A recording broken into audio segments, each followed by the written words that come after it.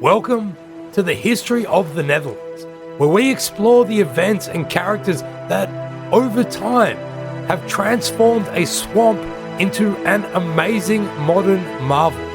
Episode 20, Bonds Broken by Battle, Bite and Bridge. At the end of the first decade of the 1400s, everything seemed to be going peachy for John the Fearless, the Duke of Burgundy, Count of Imperial Burgundy, Count of Flanders, and Count of Artois. He had resisted a large workers' rebellion and maintained his centralising influence over most of the Low Countries. He had mollified and nullified many of his biggest rivals, curated an immense network of people who could be counted on in all corners of society, in civil bodies, the church, and systems of government. He had nurtured and made official the alliance his father had created with the other major power base in the Low Countries, the Count of Holland and Zeeland, William VI of the House of Wittelsbach. John had largely managed to avoid the familial squabbling which so often accompanied large inheritances by working closely with his brother Anton, Duke of Brabant and Limburg. He was able to keep at least one hand on or close to political primacy in France, and once more had access to the kinds of funds that could keep the Burgundian wheel of fortune turning. By the end of the second decade of the 1400s, however, fate, in the forms of an English army with longbows, a mad dog, and a treacherous bridge, would intervene, and Anton, William, and John would all be dead. With their departure from the scene, the fate of the Low Countries would once again be thrown into the realms of uncertainty. As we mentioned in the last episode, following the death of Louis, the Duke of Orleans, John the Fearless had to appear before the King of France in early 1408 at a judicial inquiry into the murder which had been set up by Louis's widow, Valentina Visconti. John had employed a theologian named Jean Petit to defend his actions, and while the so-called justification was a dazzling piece of work with as many Bible references as he could possibly chuck in, many people were still left unconvinced. They were, however, understandably afraid of speaking out too quickly against a man with a large army and obviously no qualms about killing his enemies.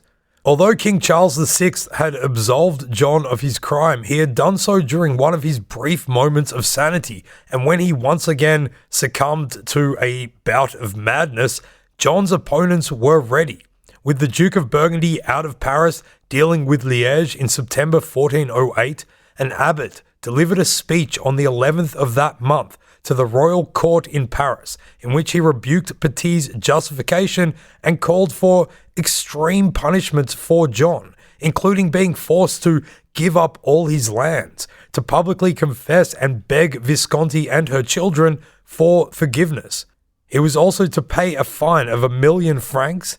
He was to be exiled from France for 20 years and had to set up churches in Paris, Burgundy, Orleans, Rome, and Jerusalem to pray for eternity for the soul of Louis of Orleans. The Regency Council, which was attended by all the other French royal princes except John, agreed to revoke the king's pardon of him and to proceed with charges against him for his crime. So although John had successfully orchestrated the murder of his biggest rival and remained quite popular amongst the people of Paris in particular, the opposition movement to him in the court was still alive and well. After the military victory at Auteuil at the end of September 1408, and when he was finished decapitating people and enabling the drowning of priests in the Meuse River, John the Fearless turned his attention back to Paris. The shockwaves from John's crushing defeat of the Liégeois had reached the city. With the court being against John but many people being for him, the situation there began to descend into anarchy. The threat of John turning his army around and marching it into the French capital became too much for the royal family to bear, and at the beginning of November 1408, on the orders of Queen Isabeau, the entire court was packed up and moved to the more secure location of Tours, with the king apparently being dragged onto a rowboat while in a very mad state, and sent up the Seine River to an awaiting escort. He was insane in the Seine.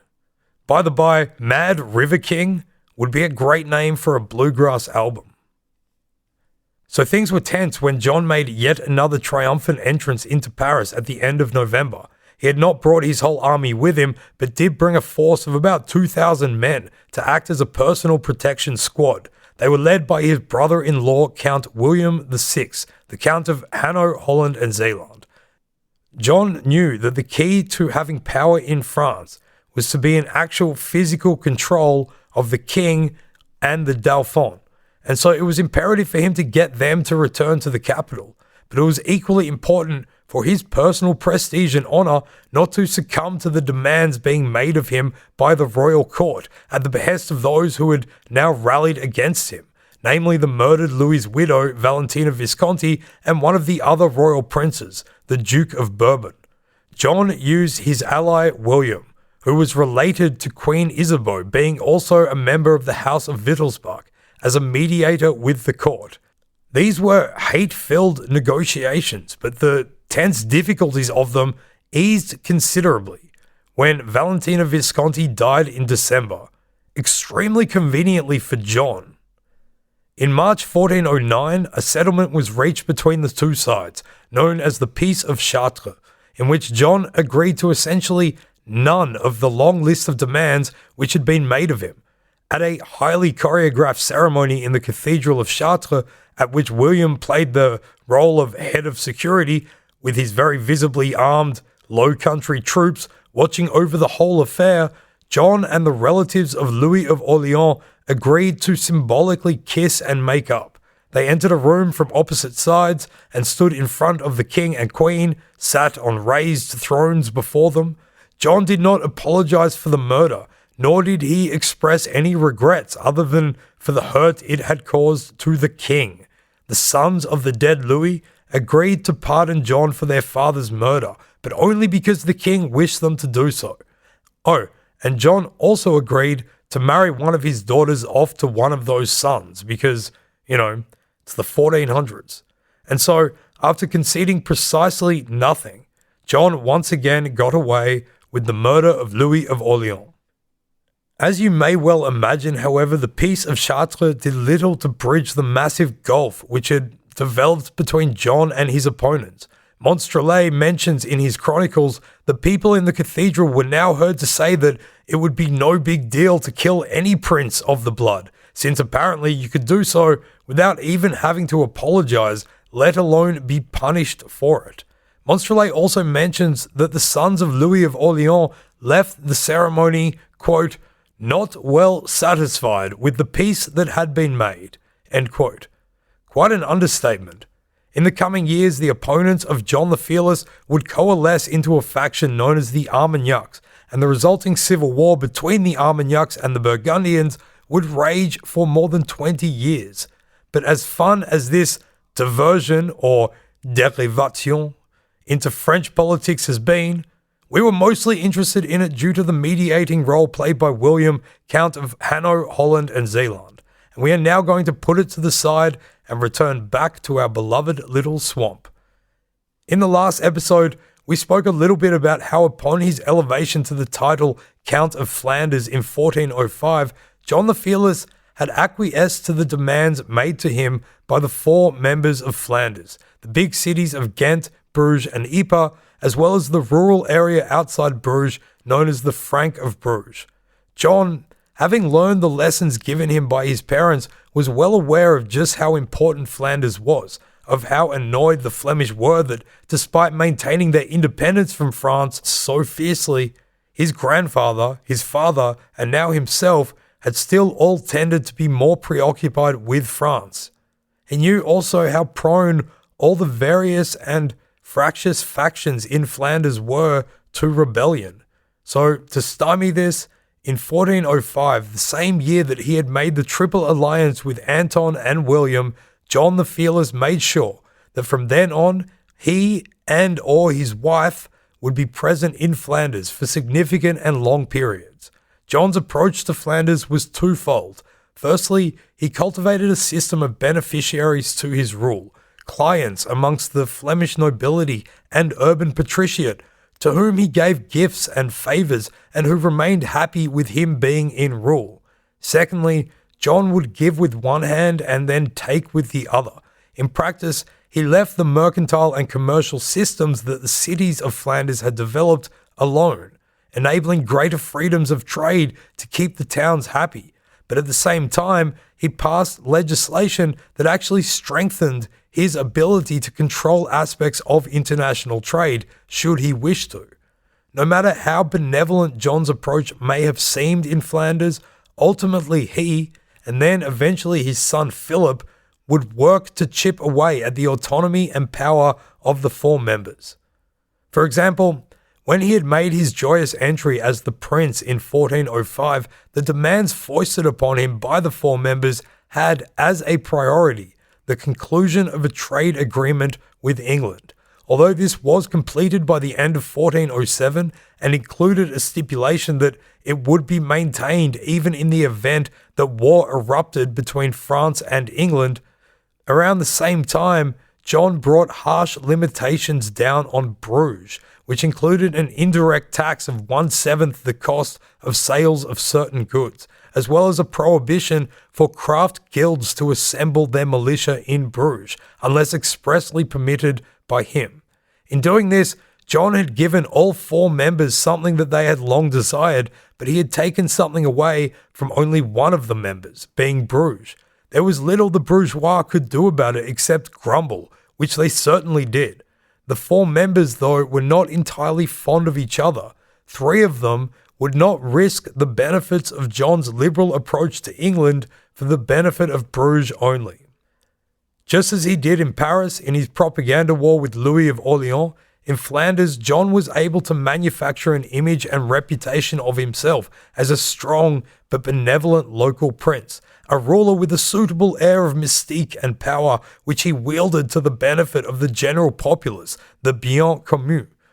Using his father's tried and tested tactics of heaping lavish gifts upon people and establishing personal bonds of loyalty between himself and clients, he went about stemming the power of the big commercial cities without disrupting the sense of power that the urban elite felt within those cities. There were other greater actions that he took. In 1408, he was able to undertake fiscal reform measures which more widely distributed tax burdens across Flanders, but which also made the overall collection of taxes easier. In 1409, his council was given greater rights in jurisdiction of issues between the four members, and also in conflicts around trade privileges for foreign merchants. To show the towns that they were not the only ones he was targeting, however, John also took greater control over the affairs of ducal office holders. These were people who worked for him as sheriffs, bailiffs, magistrates in the ducal court, etc. These kinds of jobs provided positions of localized power to people, and they were very often abused by those people. This was a power base that often clashed with the autonomous desires of the towns, and so the four members were in support of limiting their power, and generally supported John's moves to do this. So we can see clearly that John was a very gifted politician in being able to juggle the varying demands that came with ruling Flanders successfully. Most importantly, of course, he did not openly infringe upon the smooth workings of international commerce in Flanders. All of this appeased the Flemish longing for love and attention and money. However, in 1411, after having spent a good year living in Flanders, it became apparent that affairs in France were going to require John to return to Paris, for reasons that we are not going to get into because, again, we're not a French history podcast. The Flemish towns let their displeasure at this neglect by the Duke of Burgundy be known, so before leaving Ghent, he made his only legitimate heir and 15-year-old son, Philip, the Count of Charolais, his personal representative in Flanders. Being a good lad, Philip accepted this honour and duty. One of the things that Philip would benefit from most was the alliance made between his father, his uncle Anton, the Duke of Brabant, and uncle on his mother's side, William VI of Bavaria, the Count of Hainaut, Holland and Zeeland. In itself, this alliance had relied on the double wedding in Cambrai that his grandfather had arranged back in the 1380s, So essentially, Philip had a fairly solid and intergenerationally built ground on which to begin his rule of Flanders and to prepare for his eventual succession as the Duke of Burgundy. But speaking of preparing for the future, here's an ad break to help us do the same. We'll be back shortly. We've got a piano.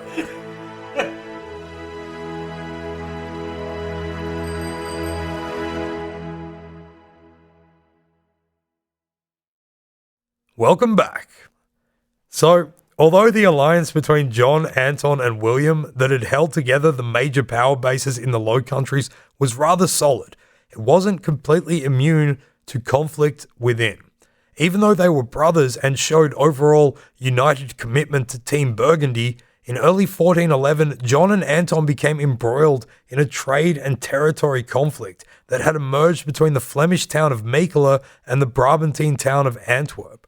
These cities were old rivals and had both been fought over in the War of Brabantine Succession some 60 years previously. Now, they had fallen into bitter dispute with each other over who should have the staple right to the trade of salt, fish, and oats in the region. Salt, fish, and oats sounds like the worst breakfast ever, but were extremely desired and valuable products to have first dibs on, which is what staple rights provided. An exchange between John and Anton shows that, although brothers and firm allies, they were each willing to defend the rights of their own domain against encroachment by the subjects of the others. Anton had, as Duke of Brabant, taken the side of Antwerp. John wrote to him saying that he didn't like the fellows who were giving advice to Anton in this matter, and that Anton would be better off keeping him, John, his brother and higher lord, happy. At the moment, he was feeling more like John the Cheerless. Anton's supposed reply was recorded by Edmond de Dinter, who would the following year become Anton's secretary, as well as that of the next 3 Dukes of Brabant who would follow him, because, yes, spoiler alert, these dukes would not last very long. Anyway, Edmond de Dinter said Anton's reply was, quote, "My lord and brother, I recognize that you are my elder brother, and so long as you do not interfere with me in my jurisdiction, I shall take care to fulfill promptly whatever service and friendship I owe you because of your primogeniture. However, as Duke of Brabant, I am not prepared to allow you, as Count of Flanders, to encroach on my frontiers, in the conservation of which you, more than anyone else, are bound to assist me with aid, counsel, and goodwill." End quote. That's a brilliant response. Basically, Anton said to his older brother, "Look, I know you're in charge of the house, but stay out of my room." John did not stay out of Anton's room, however, and when he allowed a blockade on Antwerp, this forced them towards needing a mediated peace. Soon after, the affair had captured the attention of the other big cities in both Brabant and Flanders, and the negotiations just carried on. In 1413, they reached some kind of agreement, identifying 27 points of contention between the two towns. Despite this, nothing really changed, and both the towns ended up appealing to the man who was, if you asked him anyway, the Holy Roman Emperor, Sigismund. Sigismund tried to give them both what they wanted and ended up solving nothing, so that conflict remained an ongoing bone of contention between the two brothers. Let's look a bit more closely at Anton. He was a prince who demonstrated the same ability as his brother to separate the requirements of his various roles and obligations. Just as John could act contradictorily as a French prince and as the Count of Flanders, Anton successfully walked the line as the ambitious Duke of Brabant, which remember was a very high rank of nobility, and also as a loyal younger brother to John. Overall, he reliably followed what seemed to be the general aim that had resulted from the course that their father had set the family upon, to strengthen their Burgundian grip in the Low Countries. He set up a centralized financial center in the town of Brussels, which led to Brabanters becoming the first people in European history to moan about bureaucrats in Brussels. General discontent with politicians in Brussels. Bet you didn't know that was Dutch. In 1409, Anton married a German princess called Elizabeth of Görlitz, who was of the Luxembourg clan, and a niece of Wenceslav VI, King of Bohemia, and another wannabe Holy Roman Emperor. As we know, Luxembourg's title had been bought by Louis of Orleans.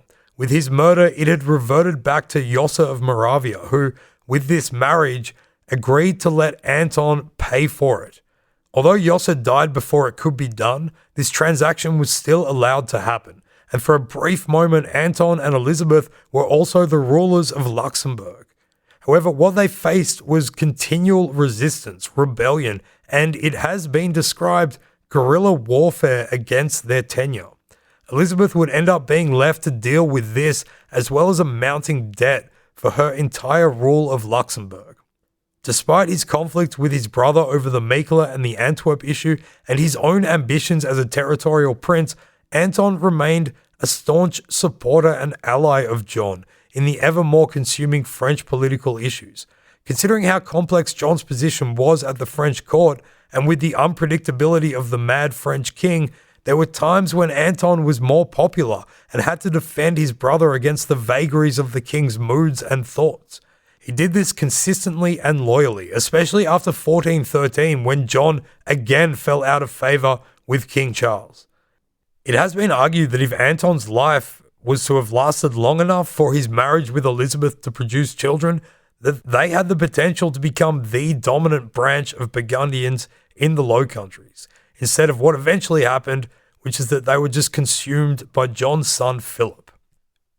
Philip at this time was finding that rule of Flanders was of a particularly Flemish flavour, filled with flaky and fluctuating flip-flops, where one must flirt with the flagrant flair of flickering flouts, flustering in the fluid flows of flexing flax fabricators. You had to watch out for angry weavers, in other words. He would quickly learn that the flavour of Flemish rule carried hints of unrest and not too subtle notes of rebellion. Like we mentioned earlier, his father had stripped Bruges' guilds of the right to assemble a militia without their consent. When John left for France in 1411, it was to go and fight the Armagnac faction, and for this he raised banners, and the Bruges militia were, along with thousands of others, ordered to mobilise. After a month of unsuccessful campaigning, the Flemish militia cracked the sads. Men from Ghent, Ypres and Bruges all deserted. Those from Bruges in particular were still unhappy about the limitations put on them in 1407, and also about that 1/7 tax that had been levied on their town. The men from Ghent, also just always in a mood for rebellion, just went and set fire to the Duke's camp before deserting, and then the men from Ypres had to be talked down from sacking Lille on the way back home. When the Bruges militia returned to Bruges, they refused to enter their city until Philip, as acting ruler, conceded to a list of demands that they had for him. Now Philip, like almost every Count of Flanders before him, would need to find a way through the mire of defiance that was Flemish urban autonomy. Fortunately, he was the third generation of some very able politicians and had some master advisors, including his mother, around him to help deal with it. Overall, Philip and his council conceded 4 of the 7 demands made by the Bruges militia, including an increase of their pay, and the revoking of the ban on assembling their militia without comital permission. That law had come to be known derisively amongst the people of Bruges as the calffell, meaning calf's skin. This was meant to indicate that the law was nothing but a bit of useless leather. In his concessions, Philip also showed an adroit understanding of the power of symbolism. Although he included a protestation against doing so, he allowed for the actual calf fell, the actual bit of leather, to be fetched from the central archival offices and ceremoniously be given to the people so that they may rip it to shreds. To protect his father's dignity, he also recorded that this was done without John's consent. But then he went further still. He had 2 of his father's ducal officers dismissed, men who had been particularly repressive in their dealings with the guilds. He then swept a broom through the office of bailiffs in Flanders. In granting these big concessions and symbolic victories to the rebels, Philip was able to avoid having to give in to another one of their demands, which had been that he abolish the 1/7 tax that had been levied in 1408. Like his father before him, Philip had been able to give with one hand while holding back with the other. It must be said, though, that despite weaving his way through this eruption of discontent, the rebellious flare would of course remain lit in Bruges, and it would take Philip until 2.5 decades later to extinguish it. In 1415, the new English king, Henry V, after a year of failed negotiations with the French, looked at the discord in France, pulled out his family's old claim to the French throne, waved it about, and invaded the continent again. The result was the Battle of Agincourt in October 1415, in which the English and their longbows would absolutely destroy a French army, killing thousands of not only common soldiers, but also French knights and nobility. The reason we bring this up is because one of those nobles was one of the members of the Low Country Alliance, which had so fortified the Burgundian domination in the Low Countries, the Duke of Brabant, John the Fearless's loyal brother, Anton. According to Monstrelet, when Anton arrived at the fight, he was a little bit late to the party, but he was still eager, and he threw himself into the battle. His charge, though, was cut down without mercy by the English onslaught. The Duke of Brabant was now dead. Honourable mention also goes to the younger brother of John and Anton, Philip, the Count of Nevers and Rethel, who also perished in the battle. You might be asking why John himself wasn't there. That's a good question. For some reason or reasons that remain unknown, his army did not arrive in time for the battle at all. Now, turmoil and feudal feuding could once more rise to the fore in the Low Countries. The Triple Alliance had been struck a blow. The question of Brabantine succession, as we well know, was always one prone to the interests of various power factions. When it came to the rule of Brabant, the States of Brabant, the Counts of Flanders, and the German Emperor all had their own demands and wishes. The Duke of Gelders was also always looking for a chance at taking bites out of a weakened neighbour. Anton's first marriage before Elizabeth had produced children, and from this he left an heir, who was still a child, and also called John. John the Fearless now moved to establish his dominance over Brabant for good, which would create a personal union between Brabant and Flanders. He declared himself regent of his nephew. The States of Brabant, however, had other ideas and declared their own regency council, which neglected to include John. He was incensed enough to actually go to Brabant and wave his big sense of importance around in the faces of the burghers and the other power brokers. They didn't blink, however, and John was forced to accept his nephew's ascent to power as the Duke of Brabant, John IV, without him in actual charge. But at least John still had William VI. In these years, besides mediating for John, William had also been busy with other Low Country politics. Like we mentioned briefly in the last episode, William VI had been in conflict with the Duke of Gelders, Reginald IV, over the town of Gorinchem. We butchered the pronunciation of the town's name last time, so we thought we should butcher it again. Gorinchem had been ruled by a vassal of Holland, the Lords of Arkell, who had switched to the Duke of Gelders' side and thereby sparked a struggle of control for the town of Gorinchem and the lands of Arkell. This conflict was part of what is known as the Arkell Wars, which sound like something out of Star Trek. Despite the Van Arkells grabbing Gorinchem for the Duke of Gelders in 1407, it was taken back by William VI in 1412 when he decided to end the conflict in the most Dutch manner possible and negotiated to buy it off Reginald IV. Having his lands sold off by his supposed new friend greatly irritated the Lord of Arkell, who tried his best with a small army to hold off the Hollanders as they came to retake the lands of Arkell, but he was unable to do so, and he fled. He was eventually captured though by Holland knights in 1415 on his way back from Anton's funeral, and then he was held captive by William VI in Gouda for the next decade. His son would later attempt to take back Gorinchem for the Arkells, but would die in the attempt, and thus ended the Arkell Wars. It must have been rough being one of the small swamp fish stuck between two big and hungry swamp fish. William was also busy with that other most pressing concern for the Counts of Holland, and that was dealing with the Frisians. In 1414, the town of Stafforde, which was always the centre of conflict between the two regions and had come once again under Holland's control a decade earlier, was taken over by rebellious, freedom-loving Frisians.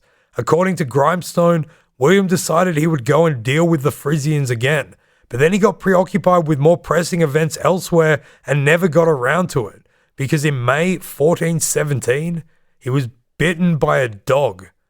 The wound became infected, and suddenly he was on his deathbed, giving out his final wishes and commands.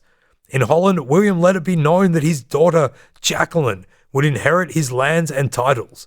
William VI had faithfully stood by John the Fearless, had helped to mediate to his benefit in France, and had succeeded himself in bolstering his own power base in the north of the Low Countries. But even the best laid plans can be taken down by an angry dog. John had now lost his two greatest allies, and the bonds between Flanders, Brabant, and Holland were weakened as a result. He needed to move quickly in order to secure his hold on power and influence in all three regions. His key to doing this, he decided, would be Jacqueline. Jacqueline had been married to John of Touraine, who, despite being the fourth son of Charles VI and Isabeau of Bavaria, had outlived his older brothers, and so became the Dauphin in 1415. Isabeau, remember, was one of John the Fearless's biggest rivals. The young Jacqueline was like the French queen of the Bavarian clan. Being married to the Dauphin meant that Jacqueline could come under the influence of Isabeau. This would have been a dangerous prospect for John. If her father, William VI, had died while she was still married to the Dauphin, then her succession to Hainaut, Holland, and Zeeland would have given John's enemies in France a foothold in the Low Countries. But conveniently for John the Fearless, as seems to have happened quite regularly, her first husband died about 2 months before her father, and so he was able to do what her father had done, care absolutely nothing about her own free will, and start to use her to his own advantage. He arranged to marry the now 16-year-old Jacqueline to his nephew, the new Duke of Brabant, John IV. It was a swift and very Burgundian move. This way, he could keep the biggest Low Country domains within the Burgundian sphere of influence. This marriage, however, would prove to be a disaster, and the conflict that would surround it will be the focus of the next episode. Despite having been basically exiled from France since 1413, John remained extremely busy on the French political front. In 1417, he made another move for power in Paris. This almost succeeded. However, the Armagnacs rallied behind the new Dauphin, Charles, who, although only 15, seemed up for the fight. John did manage to wrest back control of the Queen and, by the end of 1418, also Paris, but it would not last for long. The Dauphin, Charles, went and set up a court in Bourges, in the centre of France, in 1419. From there, peace negotiations were embarked upon. In the course of these, and with the purpose of signing an agreement that would become known as the Paix de Ponceau, the Peace of the Bridge, bit of foreshadowing there, Charles and John would meet several times, not far from Melun, in July. A follow-up meeting was arranged for September, on a bridge in Montereau. All the details of the meeting were arranged by the Dauphin. When John the Fearless arrived at the meeting point in Montereau, it became clear that things were not as they should be. He was noticeably uneasy, and there was a great tension in the air as he approached the bridge. Somebody warned John that his life was in danger, and one can imagine that he had many second thoughts about attending the meeting. But he wasn't called John the Fearless for nothing, I suppose. The Dauphin had had a wooden palisade constructed along the bridge and told John that 10 knights could accompany him. His secretary, however, also snuck in. When they reached the Dauphin, John kneeled in deference before him. When this was met with barely any acknowledgement or, at the best, indifference, John is said to have then put his hand on the hilt of his sword, at which point several of the Dauphin's men exchanged looks between each other. and one of his knights, Tanguy de Chastel, suddenly lifted his axe and swung it at John. The other men began to shout, "Kill! Kill!" in a fashion reminiscent of the cries that accompanied the Duke of Orleans' murder. Another man stabbed at John, who lifted an arm to protect himself but was cut through nonetheless. Tanguy de Chastel then struck him again, this blow being thought to have been the one that would kill the Duke of Burgundy. Some might argue that there was a bit of poetic justice to this manner of demise of John the now earless, or even faceless. At the very least, it mirrored one of the defining acts of John's life, the assassination he commissioned 11 years prior of his cousin, the Duke of Orleans. Some reports say that his hand was cut off afterwards, much as his men had done to Louis. Whatever the truth in that regard, the fact is, John's time was now over. During his reign, he had successfully managed to bolster his and his family's influence on all levels of society and across many different domains. He had brought to heel enough of the disruptive elements of Flanders to be able to preside over an era that was incredibly peaceful there, at least in comparison to what it had so often experienced prior to the rise of the Burgundians. John had been heavily embroiled in French politics, with his murder by the Dauphin, who would in 1422 become King Charles VII. John's son Philip, the next Burgundian duke, would turn his back on France and pursue an alliance with England. The strength of the Triple Alliance between Flanders, Brabant, Hainaut, Holland and Zeeland had relied on the personal bonds of union between John, Anton and William. With their deaths in relatively quick succession, Anton in 1415, William in 1417, and now John in 1419, the Low Countries became once again up for grabs for whoever had the greatest claim, the fattest purse, the best political cunning, or the biggest sword. Or probably just a little bit of everything, actually. The first battlegrounds in this new phase will be over control of Hainaut, Holland and Zeeland. Jacqueline of Bavaria's succession to these domains will be instantly challenged by her uncle, a man we have met before, the soon-to-be former Bishop-elect of Liège. He with no pity, John of Bavaria. These two would take sides in the conflict that aligned with factions in Holland, which we have also met before, and the Hook and Cod Wars would erupt once again. John the Fearless's son Philip, meanwhile, will watch from afar as these rival power brokers smash against each other and figure out how to take advantage of it all. He would also have to establish himself as the new Duke of Burgundy. Likely, he probably really wanted to get his own awesome nickname, hopefully one as cool as his grandfather and father had earned themselves, one like the Bold or the Fearless. If only he just supported us on Patreon, we would have just given him one. Speaking of Patreon, it's our favorite time of the episode, when we get to thank those people who have chucked some money in the jar, thrown a bone to the dogs, and earned themselves a fancy new identity. I know we say this in a facetious manner, but your support on Patreon is the way that enables us to make this show.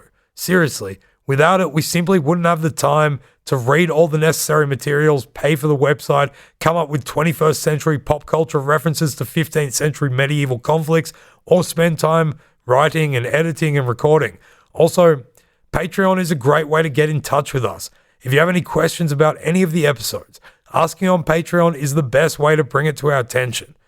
So, with that being said, it's time for a big cheers and thank you to our newest supporters on Patreon, our fanciest, friendliest swamp friends.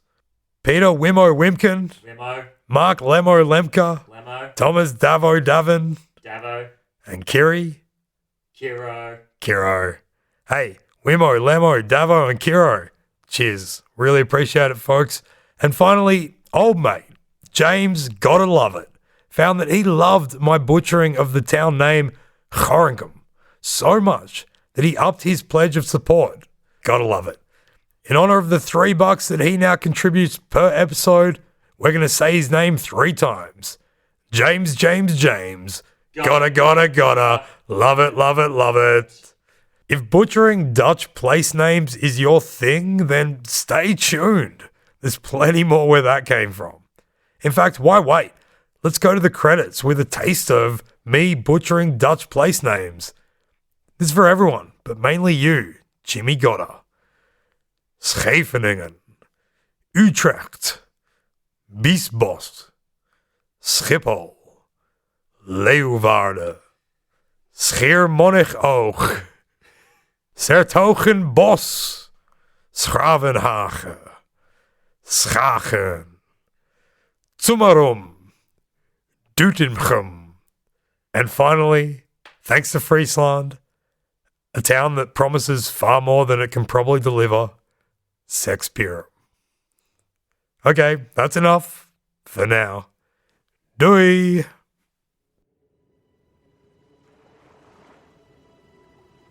Thanks for listening to History of the Netherlands. You can get detailed show notes at our website, historyofthenetherlands.com. From there, you'll be able to find other podcasts and projects that we've created. This is a production of Republic of Amsterdam Radio.